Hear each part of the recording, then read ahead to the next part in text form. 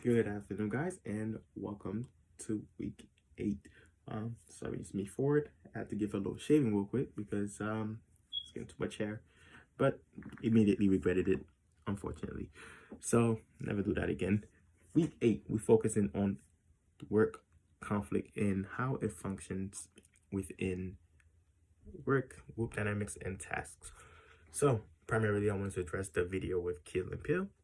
That was hilarious, and even with the video, which was hilarious, you see a lot of well, implicit conflicts, which was not necessarily expressed outwardly, but you understood how it functioned. And even then, it correlated with the reading. Actually, if you look at the second reading, when they talk about how when conflict really helps. This one was by Anderson, Bird, and Clouts, 2015. In this article, they spoke about how conflicts have a way of improving work performance. Now, what's interesting to me was that they did said that the supporting task, and depending on the complexity of the task, work performance would actually increase. This was one of the findings that they found. Task conflict was positively related to the decision comprehensiveness. Task conflict was positively related to the new ventures and growth for the nurture. So what they did find out was based on the complexity of the tasks and based on the team's ability to actually process this information. Also talking about cognitive, we're looking at comprehensiveness, and we're looking at different variables and different moderators. You did find out complexity in the task and cause and team conflict could actually help growth. I did find that fascinating because you saw that with the beard, and it was a little bit conflict, but you saw how they improved with their beard, and it was hyperbolized, definitely, but it put its point across, right? So once you address that, you find out that there is growth in conflicts. Even in the second video, also, when he had that initial conflict, he improved more as a manager because it was a catalyst for his behaviors and for him to become more observant of his employees. So that's very fascinating in that aspect. When it comes to actual work experience in conflicts, I always been the moderator. I think I expressed that a lot. When I'm previous job at OTG, I was always the one that would hear the complaints from the kitchen staff, the front staff, the managers. So I was always that one person that always trying to find a solution for them, expressing it, talking to the, identifying problem in each section that they all had, and helping the managers come up with a solution. That was actually part of the most stressful part of my job, especially during the period of time when I was in college.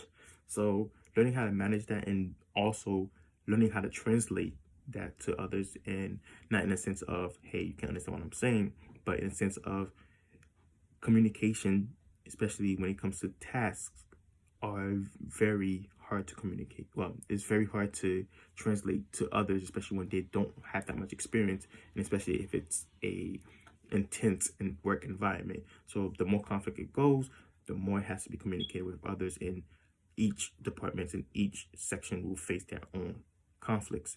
I did find that this involved even more as I progressed to Healthy Max, which is the current company I work for. Well, I work for Atlantic Spine Center and Healthy Max and a bunch of other ones, but it's under the Healthy Max one that I'm employed under. So currently, I do have to speak to different people in different departments, and although my boss is a great boss, he does an amazing job, she is more of a dominant type of boss. So yeah, she would argue, and she would definitely go down with, she would listen also, but there are most of the times where she would try to put a point across. My job was to create a relationship with each department, and I would go to the front desk, Atlantic Spine Center. I would go to Advanced Spine Surgery Center, Park Ave. I would also go to, I forgot the other one. Wow. There was different departments, and there was different facilities.